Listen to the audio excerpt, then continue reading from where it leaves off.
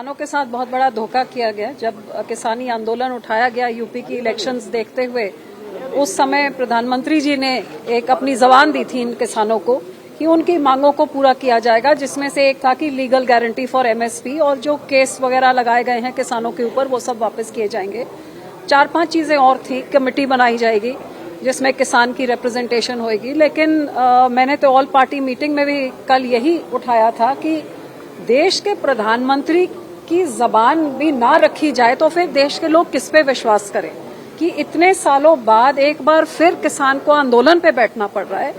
और क्योंकि जो जबान दी गई थी वो पूरी आज तक नहीं हुई है। और अब और भी बड़ी हैरानी की बात जो पता लगी है कि जब किसानों को 15 फरवरी को दोबारा आंदोलन करने पे मजबूर हुए क्योंकि उनकी मांगे प्रधानमंत्री जी ने पूरी नहीं करी थी, तो अब पता लग रहा है कि जिन पुलिस के अफसरों ने किसानों के ऊपर इतनी बड़ी तशद्दुद करी, मेरे कॉन्स्टिट्यूंसी का बल्लो पिंड का एक सुखदीप नौजवान, इकलौता बच्चा, अपने इकलौता लड़का अपने मापियों का, उसके गोली मार के उसकी हत्या हो गई।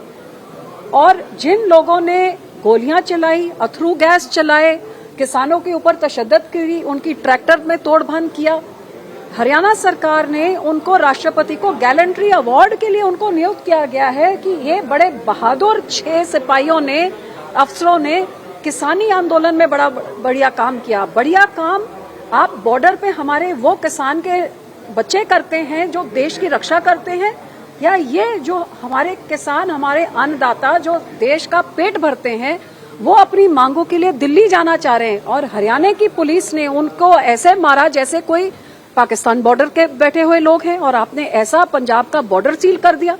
और हमारे पंजाब सरकार के मुख्यमंत्री ने ना हमारे किसानों का साथ दिया, ना जो नौजवान लड़का जो मारा गया पंजाब का, ना उसके ऊपर कोई इंक्वायरी बैठाई, बल्कि ये जो अब इसी से देश की सरकार को अब इतना हौसला मिल गया कि हरियाणा सरकार उनको गैलेंट्री अवार्ड दे रही है जो किसानों को मार रही है। तो मैं तो हैरान हूं कि ये हो क्या रहा है। और मेरे हिसाब से यही कारण है कि एनडीए सरकार की जो मेजॉरिटी नहीं आई, 400 पार का सपना देखते देखते 300 भी नहीं पार कर सके, वो कारण ही ये है कि किसानों की नाराजगी इस सरकार के, और जे किसानों की नाराजगी ये दूर नहीं करेंगे तो इस सरकार के दिन बहुत लंबे चौड़े नहीं चलने वाले हैं।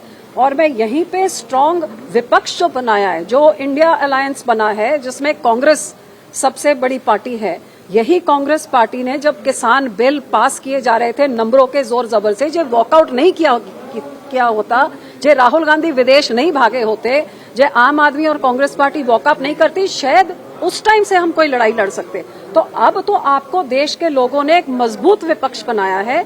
इतनी सारी आप पार्टियां कुर्सी की खातिर आप इकट्ठे हो गए, अब किसानों की खातिर इकट्ठे होइए और लड़िए उस पार्लियामेंट में किसान के हक में। मैम, सरकार ने ये भी कहा है कि जो प्राइवेट मेंबर बिल है वो भी लेकर आएंगे। प्राइवेट मेंबर बिल, देखो, एक किसाना तो कैन तो पहले मेरा तो प्राइवेट मेंबर बिल पहले से ही तैयार था। मैं अभी उनको दिखा के आई हूँ कि उनके बोलने से पहले ही मैंने तो अपना प्राइवेट मेंबर बिल तैयार करके रखा है इसमें इसको फाइल करने के लिए। लेकिन मैं अपने 16 साल के तजुर्बे से ये भी बता सकती हूँ, क्योंकि एक कमेटी होती है जो डिसाइड करती है कि कौन सा प्राइवेट मेंबर बिल को एडमिट करना है, नहीं करना है।